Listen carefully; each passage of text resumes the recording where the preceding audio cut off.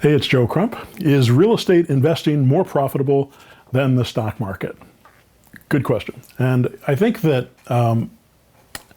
you have to look at the type of stock investing that you do and what's going to be safe, what's going to be profitable, what's going to be long-term versus short-term. Is it going to be bonds? Is it going to be index funds? Is it going to be puts and calls? Is it going to, you look at futures. There's a lot of different types of investings in the market that can be very risky.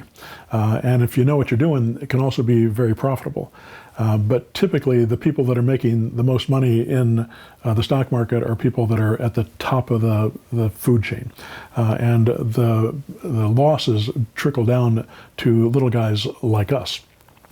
So we want to try, and the other person that's I've seen make money are people that are doing day trading, but it's highly stressful, it's very unpredictable, and the potential of loss is pretty great. So you have to be very careful with your money, because the goal here is not to lose your money. I mean, the goal is to make money, but it's also a bigger goal is not to lose your money. So put it in a place that's going to be stable and give you a good long-term investment over time. One of the types of stock investing that I like is index funds. It seems to be pretty stable because you don't have to be a stock genius to be able to pick. And as long as the stock market is moving up, you're going to make a profit. When the market crashes and all of the stocks go down, because you're buying an index, which means that you're buying a share or a piece of every index funds, or a piece of every stock on the market. And there's lots of different kinds of index funds, whether it's bond funds or S&P funds and those types of things. I am no stock market expert, so there's plenty of good training on that elsewhere. So I won't get into that. But the thing that I like about real estate over the stock market is its stability, the fact that it's there. It's a real concrete item that you're purchasing. It's under your control, which I guess there's good and bad of that. With one, it's bad because it's under your control. You're responsible for it. It's also good because it's under your control and you're responsible for it. And if it makes money, it's because you set things up properly. But it's not that hard to get good people to manage your properties and to take care of them for you. I've got people in many different parts of the country that have managed properties for me over the years and have done a great job. And even when someone quits and leaves the business, typically they'll sell their business to someone else. You just want to make sure that you get somebody who does a good job from the get-go, who does their accounting properly, who doesn't cheat you. That's happened to me in the past as well. But I learned how to find the right type of property manager to avoid that. You also have to think about the difference between long-term investing and short-term investing. With the stock market, typically short-term investing, you want it in a safer place because you don't want it to be as volatile as the market is volatile. If it's longer-term investing, you can be in a more volatile market and wait for the market to come up over time. That's one of the things that stocks does. With real estate, if you buy real estate, the likelihood that the market is going to drop on you dramatically is pretty low. And if it does drop, if you set it up properly and you bought in places that can get you market rent, you'll be able to sustain those properties through the decline. So if you buy into an area, let's say you buy into a volatile area like California, and right now we're probably on a bubble, and when that bubble pops, the values are going to drop.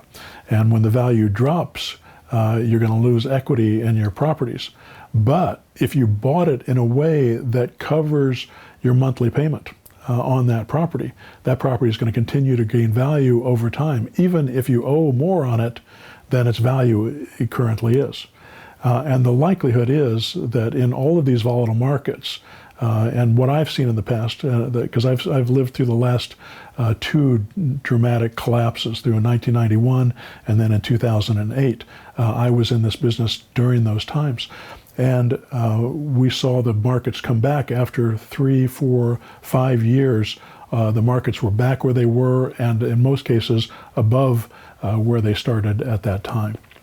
So long-term, short-term makes a big difference. If you're keeping a property long-term and you're in a volatile market, it may go up really quickly. And if it does, maybe it makes sense to sell out and take your profit. If it collapses, it's not the end of the world as long as you've got enough money to make your cash flow. One of the things I saw in 2008 in Florida, people were buying $400,000 condos that would rent for $1,200 a month. I thought this was a mistake from the get-go. First of all, they were inflated. The values were going up 40, 50% a year in Florida back in 2006 and 7 and 8 before the crash. And I thought this is just a recipe for disaster. Low income on a property. They weren't expecting to keep those properties. They were planning on flipping them.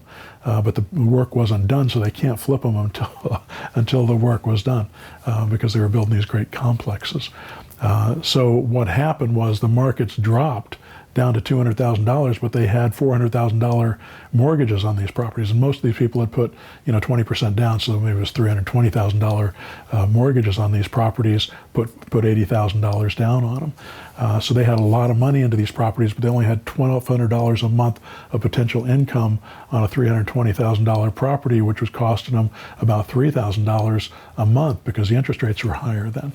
So when the crash came and the values dropped, they lost their properties. And I know people that had quite a few properties just like this that they put money into, and they lost all those properties. Now, what we were doing at the same time, in order to protect the investors that I was selling to, because I was buying and selling subdivisions at the time, and we would sell it to an investor and make sure that the income would be enough to cover the monthly payment. So instead of buying $400,000 properties, we were buying $150,000 properties that had $1,000, $1,100 a month monthly payments, but had income of $1,200, $1,300, $1,400 a month. That way, if the values had dropped, and they did in some of those areas, they dropped for a few years. If they drop, they're still able to make the payments on their properties with the income that they've got.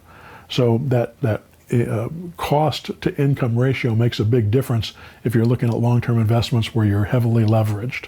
So be very careful when you leverage your properties that you don't get into a position where you have to make payments on properties and you're not going to be able to come up with those payments, because the bank will take that property back from you and you'll lose all the equity that you had. And if that equity drops out from under it, you lose that. If you look at the time back in the late 80s, when I was working in California, I was building new construction.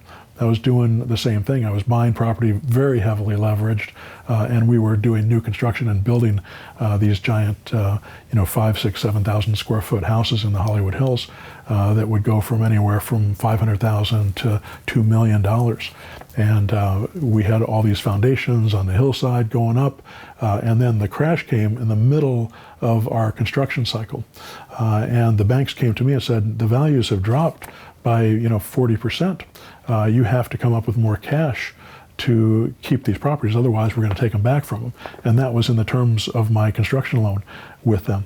And they ended up taking back those properties from me because I couldn't come up with that extra cash. There's no way I was going to be able to come up with an extra, $5 or $10 million in cash to make them happy. So I ended up losing all those properties, trashing my credit, losing all the equity that I had built into them in the first place, and going back to ground, to square one with that. And that was a very unpleasant experience. I would not recommend that you go through that. Be very careful about leverage. The next thing to think about when you're thinking about stocks versus real estate is active investment versus passive investment. Active investment is where you're involved in it all the time. If you're doing flip properties, you're involved in getting them fixed up. You're involved in finding the deals. You're involved in finding the buyers. You're involved in all that work. Whereas if you're just doing rental properties or you're doing lease options and you've got other people that are doing that work for you, it can be much more passive. But you still have to pay attention to make sure that the deal makes sense, make sure that you're buying properly. You're going to have to sign the paperwork. There is an element of active investing in just about any real estate owned deal that you do that's not a real estate trust investment trust. So it makes a lot of sense to have that because you have more control, you have your eyes on it. Whereas with the stock market, you don't have to think about them at all. You only have to trust those CEOs to do all that work for you, and trust them that they're going to make you money and make the value of the stocks go up. You have no control over their business decisions. You have no control over the direction that their company is going, whether or not they're taking on too much debt, whether or not they're spending too much money on CEO pay. You have no control over that stuff at all, other than maybe some voting rights with the stocks. So it doesn't lend itself to being able to guide your investments through the paths that you want them to go. Whereas real estate allows you to guide everything that you're doing. And as long as you do it competently, you're likely to make money. Plus, you're going to have a hard asset that you can go to, you can see, other people can see, it's tangible, versus the stock exchange, which is basically just a giant Ponzi scheme. Tell us what you really feel, Joe. But essentially, most of the money that is put into the stock market doesn't even actually go to the businesses themselves. It goes to other investors. So it's not truly, and a lot of people are going to disagree with me on this, because I think that there's value in having a stock market. I'm not saying there's not. I'm just saying that if you're going to be a small-time investor investing in the stock market, carefully look at the type of investment that you want to make, and make sure that you try to take investments that are not going to eat you alive. And by doing that, that means that you're going to take lower risk investments, which means that you're typically going to make lower returns on your investment. But it'll be pretty passive. You can just deposit that money into an account in a particular index fund or bond or mutual fund or whatever it is you decide to invest in. And it'll do its thing, and then you just come back once a month or once a year and look and see how it's doing. Real estate's a little bit different. I check in on my real estate, regularly. There's a lot of properties that I own that I haven't been to for many years, and I don't feel I need to go to those properties, but I have property managers who do it. My property managers make reports to me once a month to my bookkeeper. My bookkeeper then sends me reports, which I download and I look at, so I can see how much money we're spending on each of the properties. I can see how much money the return is on the investment, how much value they are, what they're worth, how much equity I've got in the properties. So I have a better idea of where my portfolio is all the time. But it's not like just looking at a online stock account and knowing exactly how much money you've got. You don't know, because there's variables within real estate, and what you think it's worth, or what Zillow tells you it's worth, or what your comps tell you what it's worth, is not necessarily how much equity you've got in that property. You still have selling costs and other costs of holding it that are going to happen when you do that. I think that real estate investing beats the stock market hands down, but it's a business. It's not just a passive investment, and it will take some of your time, but it doesn't have to take a lot of it. All right, I hope that helps.